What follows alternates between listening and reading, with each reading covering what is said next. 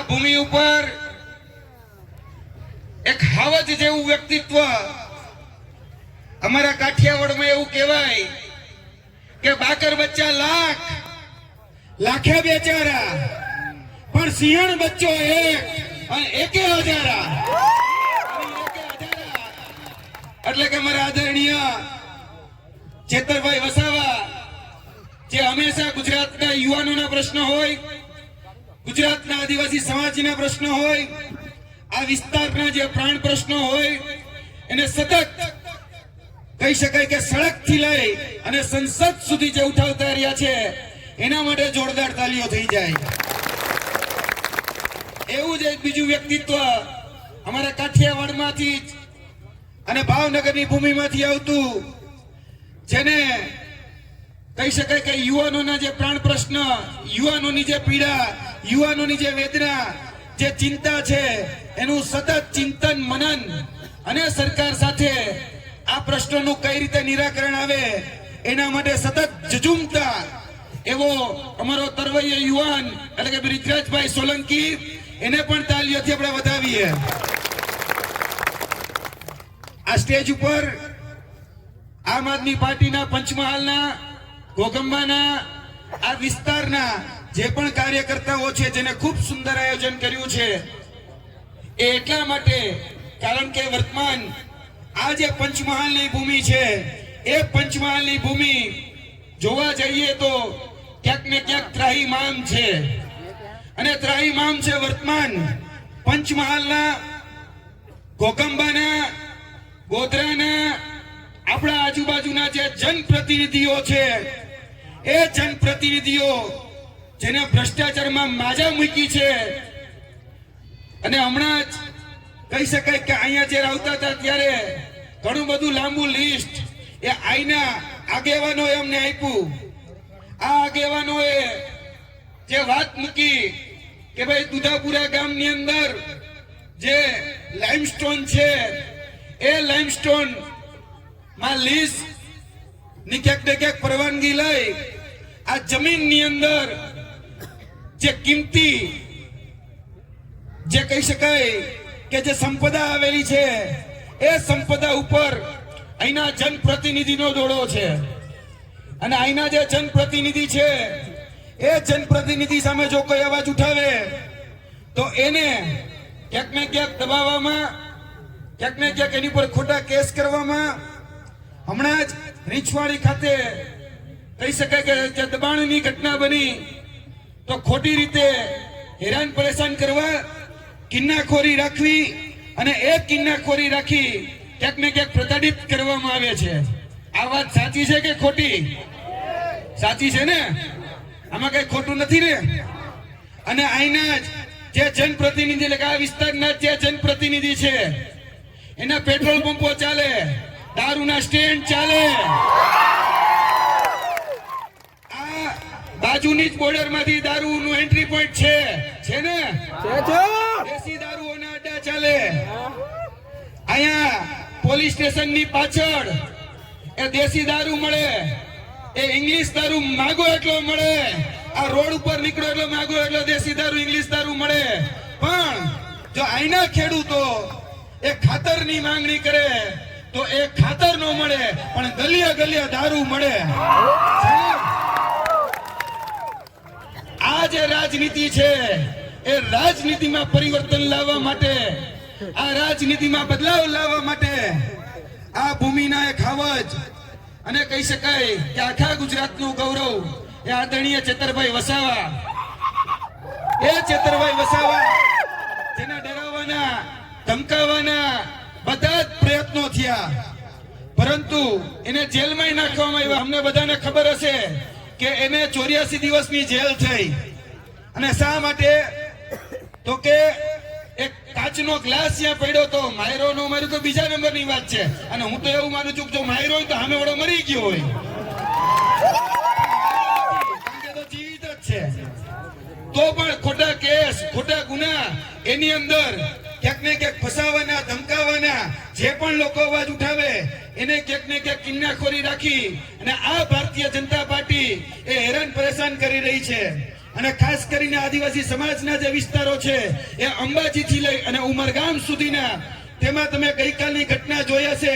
આજથી 2 દિવસ પહેલા અંબાજી પાસે આવેલું ગામ પાડલિયા, અને એ પાડલિયાની ભૂમિ ઉપર જ્યારે આદિવાસી સમાજનું ઘર હતું એ ઘર તોડી નાખવામાં આવ્યું. એનો જે કૂવો હતો એ કૂવો દાટી દેવામાં આવ્યો, જ્યાંથી એ ગ્રામજનો, અને જોવા જઈએ તો અધૂરામાં પૂરું જે વન વિભાગના જે કર્મચારીઓ હતા એ કર્મચારીઓ એની સાથે પોલીસને સાથે લાવી લાઠીઓ વરસાવી, ટીયર ગેસના સેલ છોડ્યા.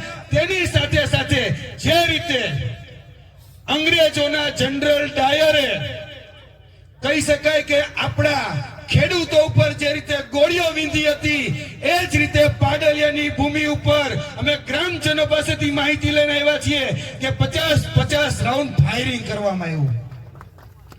અને આ ફાયરિંગ, આ તો ગનિમત રહી કે બહુ લાંબી ઈજા ન થઈ. અને અત્યારે જે ચિત્ર જે માધ્યમો દ્વારા તમારા સમક્ષ પીરસવામાં આવે છે એ ફક્ત ને ફક્ત એક તરફી ચિત્ર છે. તાલી કોઈ દિવસ એકાથે વાગે નો વાગે ને? આ મેસેજ એ ભારતીય જનતા પાર્ટીને, એ પ્રશાસન તંત્રને, એ વહીવટી તંત્રને કહેવા માંગીએ છીએ કે પેલી તાલી વગાડવા માટે એ તમારા પ્રશાસન તંત્રના અધિકારીઓએ, એ વન રક્ષકના અધિકારીઓએ આદિવાસી સમાજ ઉપર અત્યાચાર કર્યો, એ લાઠી વરસાવી, એ ટીયર ગેસના સેલ છોડ્યા, એ 50 રાઉન્ડ ફાયરિંગ કર્યું અને એને ઉશ્કેરવાનો પ્રયત્ન કર્યો. ત્યારે એ આદિવાસી સમાજે પોતાના સ્વરક્ષણ માટે એ ક્યાંક ને ક્યાંક પ્રતિઘાત કર્યો છે. એટલે જે લોકો એવું કહે છે કે આદિવાસી સમાજ એ હિંસક સમાજ છે, જે લોકો એવું કહે છે કે આદિવાસી સમાજ એ ધમાલિયો સમાજ છે, આદિવાસી સમાજે ક્યાંક ને ક્યાંક હિંસા કરી, પણ ક્યારેય કોઈ એવું નથી કહેતો કે ભાઈ આદિવાસી સમાજને ઉશ્કેરવામાં આવ્યો. આ વિસ્તાર અંબાજીથી લઈ અને ઉમરગામ સુધીના વિસ્તારોની અંદર જે ખનીજ સંપદા આવેલી છે, આ ભૂમિના પેટાળની અંદર જે ખનીજો આવેલી છે, આ ખનીજ માફિયાઓ, આ ભારતીય જનતા પાર્ટીના નેતાઓ અને આ ઉદ્યોગપતિઓની સરકાર છે, એ ઉદ્યોગપતિઓ નો નજર એ તમારી આદિવાસી સમાજની આ જે વિસ્તારની ભૂમિ છે એ ભૂમિ ઉપર રહેલો ડોળો ક્યાંક ને ક્યાંક જે અબજોપતિઓ, જે અત્યારે પૂંજીપતિની સરકાર છે, એ પૂંજીપતિના ઈશારે આ નેતાઓ કામ કરે છે. અને અહીંયા પણ આજ પંચમહાલની ભૂમિ ઉપર તમે પણ એ વાતના સાક્ષી છો કે ભાઈ કોના કહી શકાય કે ટેન્કરો ચાલે છે, ખનીજ માફિયાઓ કોણ છે, અહીંના જનપ્રતિનિધિ એ ખનીજ માફિયા છે કે નહીં? છે ને? આ ખટેરા કોના ચાલે છે? અહીંના જનપ્રતિનિધિના ચાલે છે ને? અને અહીંયા જ બહુ દૂર નથી, જ 1 વર્ષ પહેલાની જ વાત કરું કે આપણે ગુજરાતની અંદર સરકારી નોકરીનું અમે તો નાય જ નાખવાનું. કેમ? કારણ કે ગુજરાતમાં સરકારી નોકરી આપણા વિસ્તારમાંથી આપણા બાળકને કોઈને દેવી હોય તો ગુજરાતની અંદર 13 પુલ તૂટ્યા, 34 પેપર ફૂટ્યા, કારણ કે વગર વિચારે આપણે બધા 162 ને ચૂંટ્યા. એના બાપે અત્યારે ક્યાંક ને ક્યાંક આપણે ભોગવી રહ્યા છીએ. અત્યારે જોવા જઈએ તો આ જ બાજુમાં આવેલી પંચમહાલ ડિસ્ટ્રિક્ટ કોઓપરેટિવ બેંક એટલે કે પીડીસી, એ પીડીસી ની અંદર જો તમે નોકરી લેવા જાઓ તો પહેલી વહેલી તમારે જો ઓળખાણ વાત ચાલે, તેની સાથે સાથે બીજું જોઈ વગ અને 2 વગ, તો કે આર્થિક વગ અને એની સાથે સાથે રાજકીય વગ. જો તમારી પાસે આર્થિક વગ હોય, જો તમારી પાસે રાજકીય વગ હોય તો જ તમને આ પીડીસી ની અંદર નોકરી મળે કે નહીં? તો જ મળે ને. બાકી તમારી લાયકાત હોય, તમે ગમે એટલું ભણ્યા હોય કે તમારા બાળકો ગમે એટલું ભણ્યા હોય તો એને નોકરી ન મળે.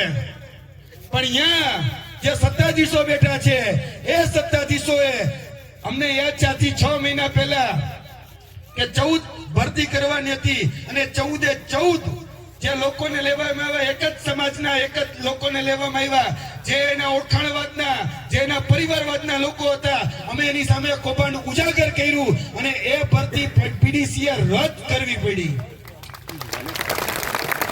આ બની એ ખૂબ પવિત્ર ભૂમિ છે.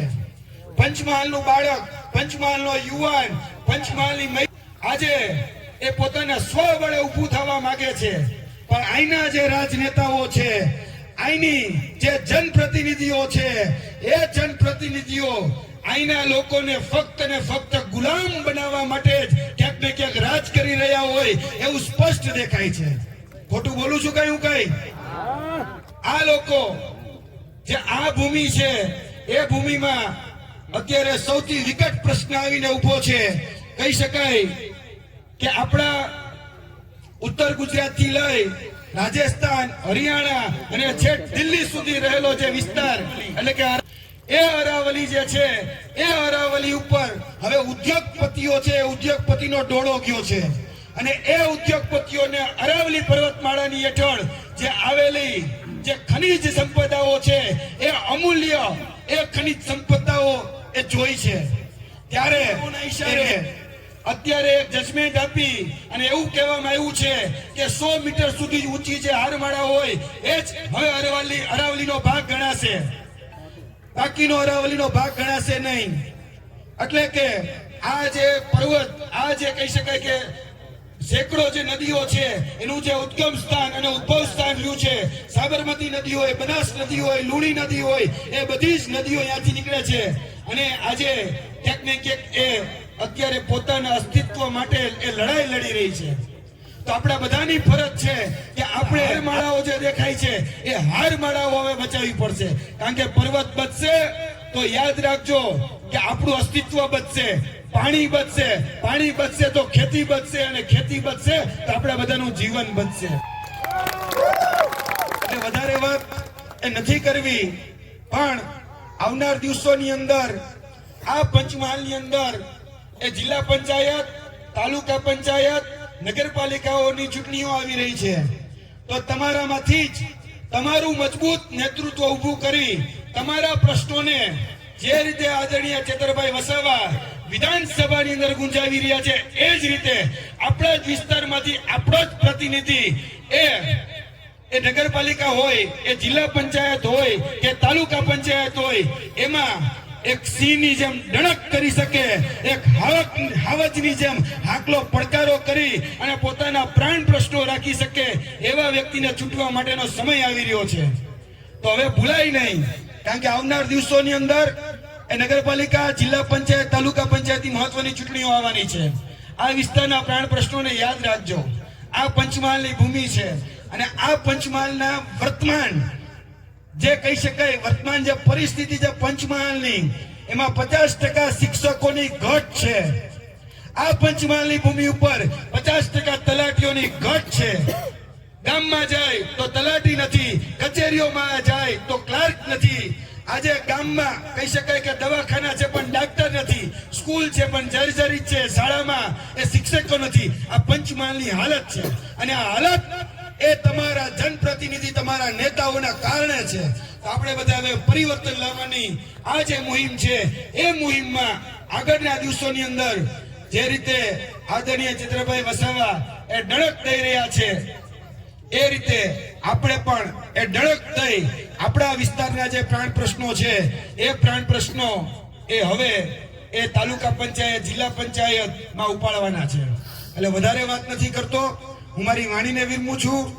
બ્રિજરાજભાઈ જેટલું આક્રમક નથી બોલ્યો, પણ કહી શકાય કે જે તમારા અમૂલ્ય અને જે પ્રાણ પ્રશ્નો જે છે, એ પ્રાણ પ્રશ્નોને ધ્યાનમાં રાખજો, કેમ કે આવનારા દિવસો એ બહુ મહત્વના છે. આ તમારું અસ્તિત્વ ટકાવવા માટેની લડાઈ થશે, આ આપણું જીવન બચાવવા માટેની લડાઈ થવાની છે અને આ આર પારની લડાઈમાં હવે મોરે મોરો દઈ દેવાનો છે. દઈ દેવો છે ને? એટલે વધારે વાત ન કરતા હું મારી વાણીને વિરમું છું. આગળ એ આદરણીય ચેતરભાઈ વસાવા એ પોતાની વાણી